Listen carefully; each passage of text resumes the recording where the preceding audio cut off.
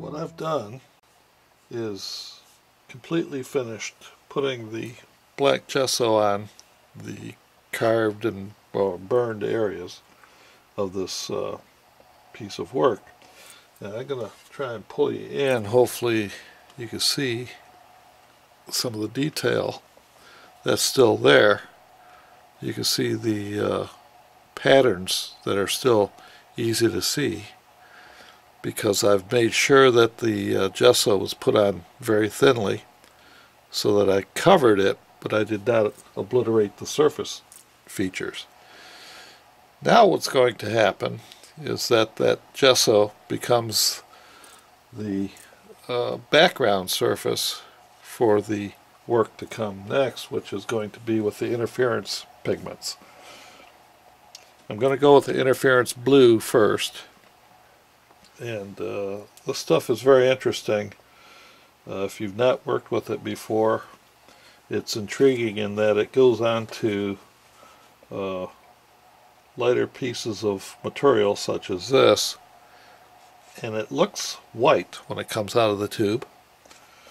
You can see on the thinner areas when you smoosh it out there that it seems to have the color, but where you'll really see the color pop out is when you put it on the dark background like I'm about to do now.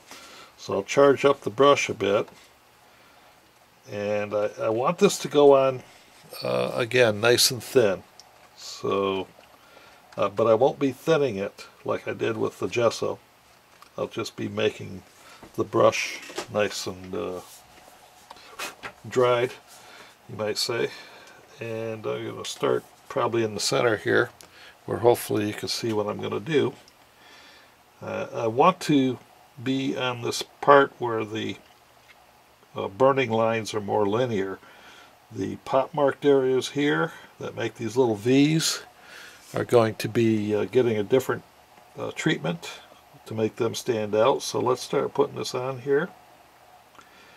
And I hope this will show up on the camera, because though it looks white on the brush, as I put it on this gessoed area, it's coming out violet. And it's just a stunning effect to see it. When you first start working with it, you can't hardly believe it. But I got to get some in there, and then I'll make sure I put it in thin so that it's, again, I want the surface pattern to still be visible when I'm done.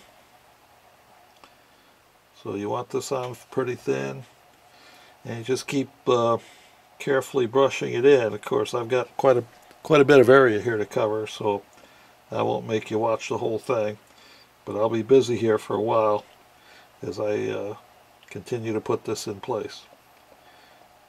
So let me work on this some more, and then I'll come back again and we'll make the next step.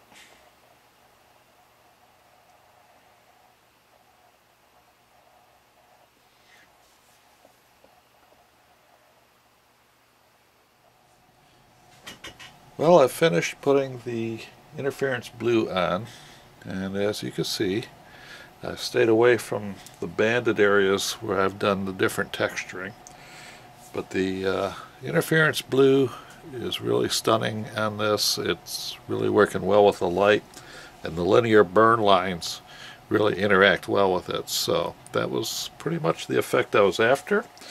And now the next step is going to be coming in here and putting some detail work on these lines here. Now what I want to do is I'm using a olive green metallic. This is Lumiere paints, and I've used these before. And I just want to charge the brush up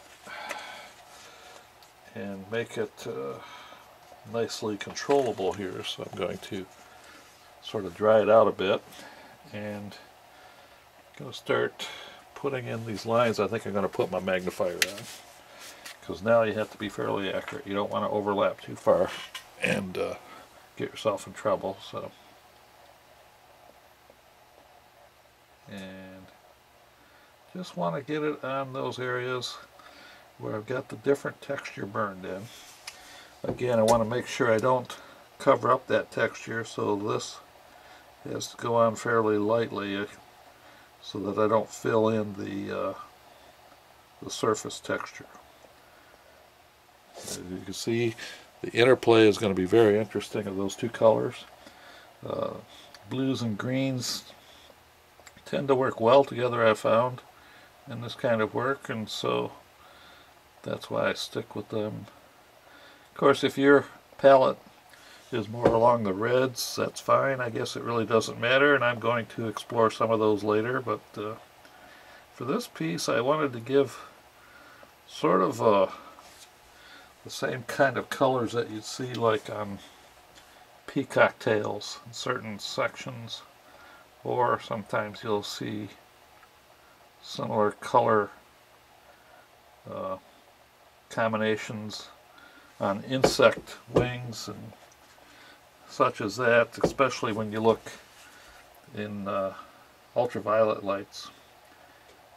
So I'm going to continue with this, and then I might decide to come in later and add some gold highlights to this, but that's something I'll decide after I'm completely done here.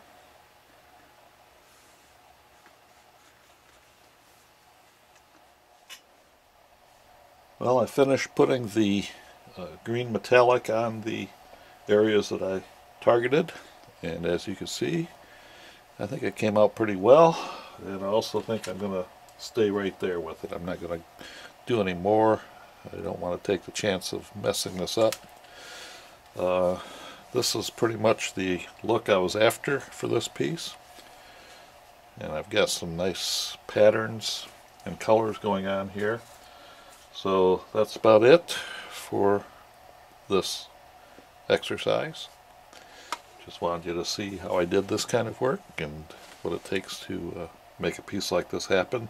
This is a wall hanging, which also will have its own display stand if it's wanted to be displayed that way. And this will be on my website shortly. Thank you for looking.